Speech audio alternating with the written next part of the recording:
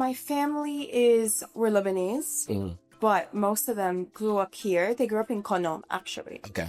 My mom grew up in Kono, my dad grew up in Kono, but my dad went to college in Scotland, and then he went to the US. So I always have family here. Okay. So I would come and visit every single Christmas. And then I was in Boston. I met a guy who happened to be from here. Okay. And then after like 6 months, we got engaged. Wow. And then I moved here. What's up, guys? Welcome back to my channel. I'm Joe Hatagwa from Authentic African in Sierra Leone. And one of my biggest challenges was figuring out where to work. So if you want to know where you can find a place to work with reliable internet and that is open 5 days a week, then this is the video for you.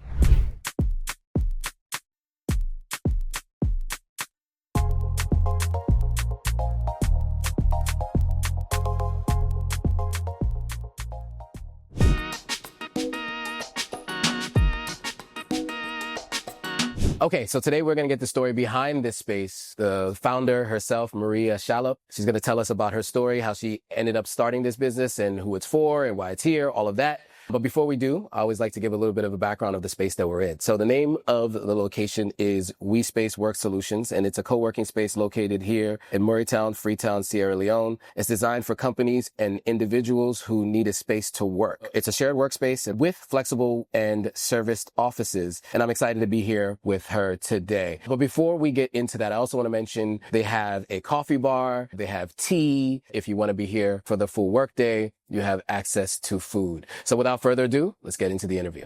All right, guys. So we are back in Sierra Leone with another episode of Authentic African Entrepreneurs. I am here with Maria Shalop. So Maria, first of all, thank you for doing this. I appreciate it. Just so you guys know, I've been coming to Sierra Leone regularly twice a year since 2017. From 2017 to 2020, I was always looking for places to work. So I would always go to hotel lobbies and work there. And I would always tell people that's where they should go. And last year when I was here, somebody mentioned to me that there was a co-working space. Because of the time frame and everything that I had, I didn't get a chance to come. So I came in last week. I happened to meet Maria here at the office. This was a great place to work out of. I've worked here a couple of days over the last week. And I thought it might be interesting to tell your story to this audience and for people to know about the space that's here. So that's how we ended up here for this interview. So to begin with, I like to kind of just start with the very beginning, your origin story. So let's start from the very beginning. Where were you born and where were you raised? I was born in the US. Okay. In Boston, to be exact. And then I moved to Guinea, which is Sierra Leone's neighboring country. Sure. I moved there. I lived there for a couple years. And then at the age of 12, I believe it was 12, yes. My mom wanted to move to the US to help us get a better education over there. So then I went back to Boston, and I've been in Boston since I was 12. Got it. Okay. From 12 years old, you were in Boston. You did have a little bit of time in West Africa early on. So you mentioned where you were born and raised. You mentioned, living in Guinea and going back, but I didn't ask you about your family background. What's your family heritage? Where's your family from? So my family we're Lebanese. Mm-hmm. But most of them grew up here. They grew up in Kono, actually. Okay. My mom grew up in Kono. My dad grew up in Kono. But my dad went to college in between. I think he went in Scotland. Okay. Scotland. And then he went to the US. Okay. But for the most part, we're Lebanese. And we grew up, they grew up here. Right. Multi-generational, right? Yeah. It's a big kid here. Over 100 years, Lebanese have been in the country. So there are sometimes 3 generations or 4 generations of families that have been in the country. I just think it's important to know that because people always wonder what ethnic groups are here. Okay. And so that's a lot of Lebanese here. A lot of Indians are now coming. Yes. And Chinese are also coming as well. Yes. Yeah. So many groups are starting to find Sierra Leone as a place to come to while Sierra Leoneans are trying to escape this place, right? And so that's the goal of this platform, right? Is to get people to come back because there are other people that are coming here, that are staying here, multi-generationally here for a reason. So for you all, you guys heard from one person's story, why she's here, why she loves being here. So I think it's important. So what did you study in college? So I majored in business. Okay. And I minored in biology. Biology. Yes. I was a bio major too, freshman year. But I definitely got out of it after freshman year. Biology just wasn't for me. Okay. Math and sciences on a high school level, great. Once it got to the college level, it was not for me. So I decided I was going to pursue a different path, and I'm glad I did. So you're a bio double major, or was it a No, bio minor and major in business? Okay. So what did you do for work after you graduated from college? So right after college, I went into tech sales. Okay. So I worked for a company called Toast. Okay. I was killing it in Sure. sales, but unfortunately, just the company, the environment was super toxic. So I eventually got out of there. And then it's so funny how I got my next job after that. Sure. I was working out of WeWork. Okay. So that's the WeSpace of America. Sure. So I was working out of there for Toast, my old company. Mm-hmm. And then I went into the elevator once. I was going down on my way from work, and I saw a random guy. Sure. And, we just got to talking. And then he eventually asked me what I do. And I mentioned to him I was in tech sales. But I immediately said, oh, I hate my job. I see. Yeah. And then one thing led to another, and eventually he was the CEO of a life sciences company. Okay. Real estate life sciences. And then eventually we got to talking. I did a whole interview process, and then he hired me. Nice. So I went into that. Okay. So you went from tech sales to life sciences, real estate development. Okay. You did that you at the life sciences company. Then you furthered and moved on in your career. I'm always interested to see the connection to Sierra Leone. So how did your life being born in the U.S., living in Guinea for some time, going back to the U.S., what was the connection to Sierra Leone? So I always have family here. Okay. So I would come and visit every single Christmas. Okay. So my Christmas holiday was coming here. Okay. Yeah. So I had roots here. I had a lot of family here. And then I was in Boston, and then I met a guy who happened to be from here. Okay. And then after 6 months, we got engaged. Wow. And then I moved here. So a very familiar story. So love brought you to Sierra Leone. How did the concept for WeSpace come into play? So what happened was, so I'm really into fitness. Sure. So initially I wanted to open a cycling studio. Okay. I don't know if you've ever been to Soul Cycle. Sure, of course. So that's what I wanted initially. And then I got to talking with, my sister-in-law, because I wanted a partner to start it up with me. Sure. And she was like, you know what? I'm really not into fitness and stuff. So I don't think I'll be involved, or I don't think it's something I'm willing to put my money into. And then it's so funny. She brought up the idea. She was like, you used to work at a co-working space. What do you think about that stuff here? And then I literally just took that idea and I ran with it. That. I was like, oh, yep, light bulb moment. And then that's how it started. Okay. Started building. We found this place. This place was actually a warehouse. Okay. Yeah. So we reconstructed everything in it. And then we kind of that's how it started. And then I had prior experience working at a co-working space. Sure. So it was super, super easy for me to start running it. Right. You already had the vision, right? You've seen what it looks like. Because as I walked in here, it does remind me a lot of WeWork, right? I mean, I see, and we'll do a tour, but I see business names on glass. I see private offices. I see all the things that you kind of see at WeWork. Yeah. And what I like that you do is you can still see if someone's in there, but the main windows are kind of the darker shades, so you can't really see inside. So I like the way that the whole thing is set up. It kind of reminds me of the WeWork spaces in the States. And then the convenience of being able to have a space here with internet and with conference rooms, I think is super important. So obviously you had that conceptually, you've done it before. Who are the kind of people who come and work here? I know you have some people who permanently, or not permanently, but long-term rentals, and then you have people that use it on a daily basis. Can we talk a little bit about what those groups of people look like and who they are? So we have companies that don't have offices. So they come in and they'll take a private office, which fits about 1 to 4 people. Okay. Because usually for the most part, those companies, a lot of their employees are working abroad. So right. Then they'll hire a couple people here on the ground, and then they'll rent out space from us. So it's usually smaller companies. Sure. And then we have the office booths. Those fit 1 to 2 people. Usually people who take those, I would say for the most part, are people, again, whose companies are based in the US or in the UK, and then there's one person here running operations. People like that will take those spaces. And then we have the hot desks, which are for freelancers. So basically anyone can take the hot desk. Right.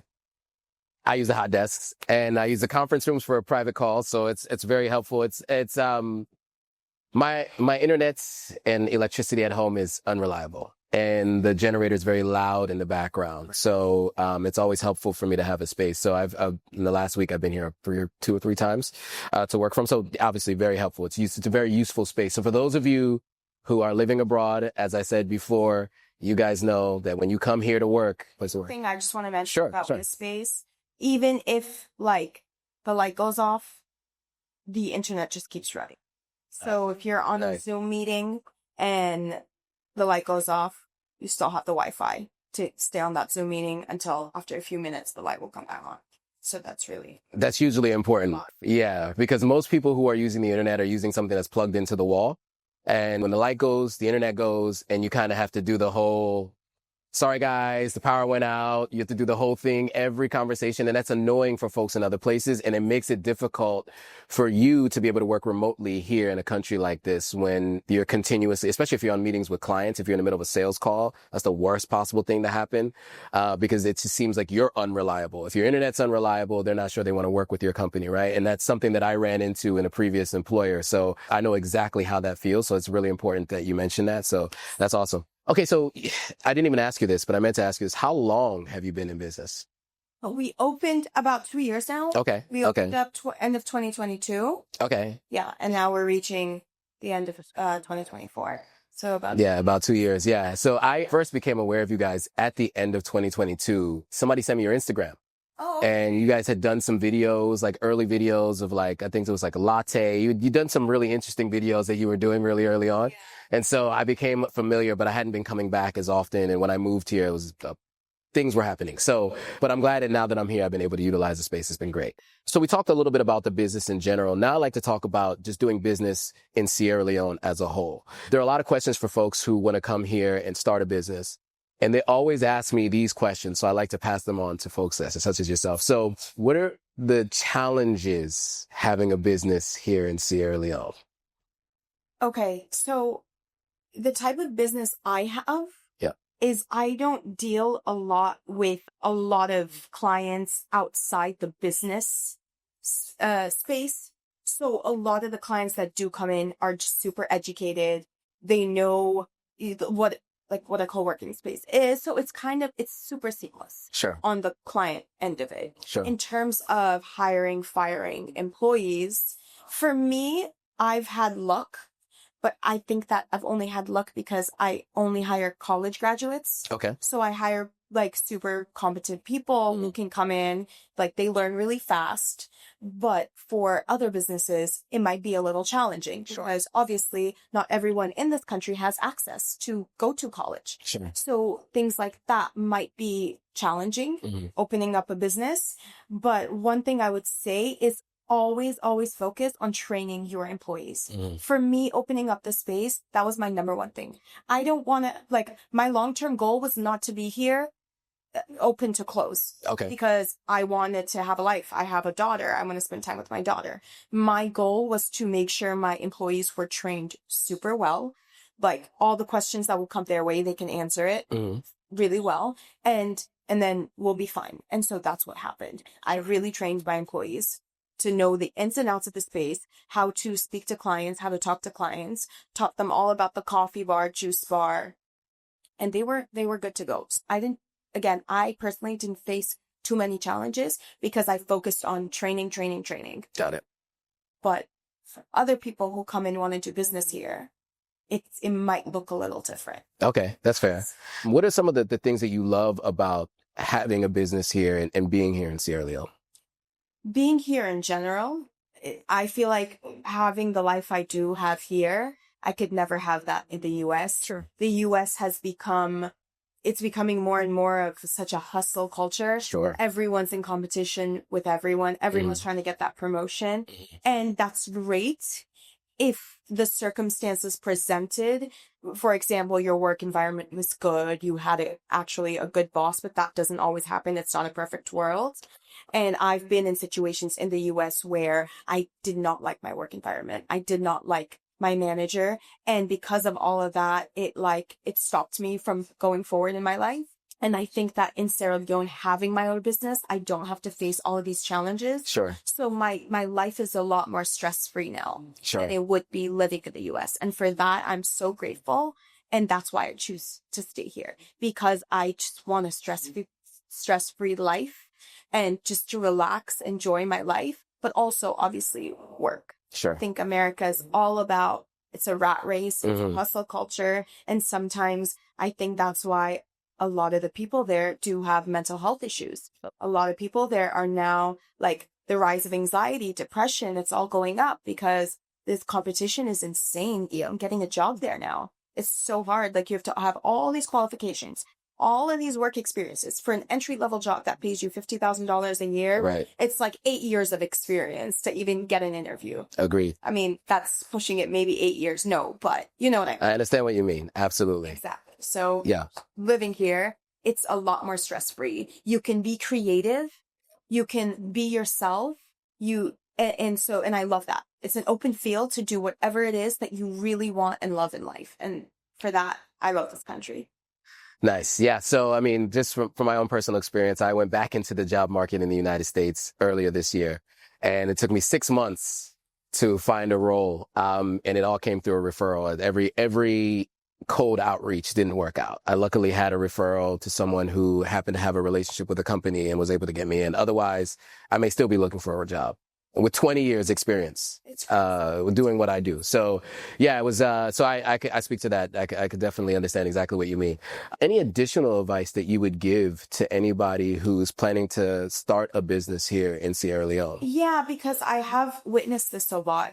There, people from the US will come here and want to open a business, and then they leave but they'll open the business. Then after like a month or two, they'll leave the business and the business will run down. And so this is why I say you constantly have to be on top of your game in terms of making sure your employees are well trained, making sure you're around. Because as much as I train my employees, they won't care about the business the way I do, because I put my money into it. Sure. So for me, it's losing money. So I think that's one of the biggest advices I will give people coming in to start a business here, is make sure you're on ground at most of the times. If you do want to leave, maybe maximum 2 weeks, 3 weeks, a month, but make sure you're always around, because I see a lot of people, they come in here, they have big dreams, their creativity is top, but then they'll open a business here and it runs down because they're never here because they have commitments outside of the country. Absolutely. Yeah. That's a really good point. Many people come here, they open a business, and as you said, then they leave. Right. And then of course the business doesn't work out because they're not here. So that was a good point that you said, to be away at max 3 weeks. So you feel like generally a business here, it requires you to be here like 80% of the time, really. You're not going to be able to be elsewhere and remotely running the business. You have to be on the ground. Absolutely. Because as much as you might have great employees, they won't love and care for your business the way you do. Right. You're putting your own money into it. And let's be real, living in a country like this, people have their own personal struggles that they go through. So, and because of that, life gets the best of them. And so they don't always want to be at work. They have a family to feed. They have, and maybe an aunt calling them, stressing them out to give them money. So you have all of these challenges that the employees are like, okay, well, I have my personal things that I'm dealing with. Like, I can't give this business my all. So that's where the owner comes in, and the owner is like, all right, well, I have to be here, put my best foot forward. Fair. The last question I have for you is, where can people find WeSpace in person and online? So we have a website, WeSpaceSL.com. We also have an Instagram page. We have I wouldn't say quite the following, but we have, for a co-working space in Sierra Leone, we have a good amount of followers. I agree. So that is, the Instagram is WeSpace_work solutions. Again, WeSpace_work solutions. We're also on TikTok. And then in person, you can find us. So for people who know Sierra Leone really well, I'll say where the old EDSA building was, a couple buildings down from there, across from the Red Church. For the newcomers, I would say where Seabird is, if you drive your car up straight a little bit, you'll find us. But we also have a big sign. Yeah, there's a big sign there. Yes. And it's in Murraytown. Exactly. Yes. Yes. Most important thing, we are in Murraytown. Excellent. Okay, cool. So that's where you can find them online. All of that's obviously going to be in the description below. Thanks again for doing this interview, Maria. I appreciate it. Absolutely. All right, cool. So that was Maria's story and the story of WeSpace. What did you guys think? Let us know in the comments below. If you know anybody who's coming here and needs a place to work, make sure you share this with them. And then if you haven't already, which I know many of you don't, many of you guys watch these videos and don't subscribe. So hit that subscribe button, hit that notification bell, and you'll be notified every time a new video comes out. So with that, thanks for watching. See you guys all in the next video. Bye. All right, guys, if you like this video, go ahead and hit that subscribe button, hit that notification bell, like, comment, and share it with your friends. All right, see you on the next video.